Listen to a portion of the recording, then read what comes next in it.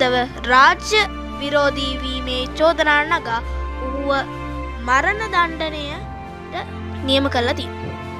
1848 1/6 එම නැත්නම් නිදහස් ලැබුණු වර්ෂයේ පළවෙනි මාසයේ 6 වන දින මහනුවර බෝගම්බර වැව අසලදී වෙඩි තැබීමට පෙර ප්‍රකාශයක් කළා තිනවා. ඒ තමයි මාගේ මව මා වැනි තවත් 3 දෙනෙකු බිහි කරා නම් ඉංග්‍රීසින් මෙරටින් අතුගා දමන්නට තිබුණි යයි.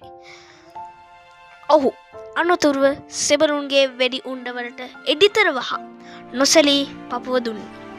ඉතින් මාතලෙන් නැගුණු නිදහස් කැරැල්ලේ නායක පුරන් අපුඩ ගෞරව පිණිස වර්තමානයේ වෙද්දී ස්මාරකයක් මාතලේ නගරයේ පිහිටුවලා තිබෙනවා.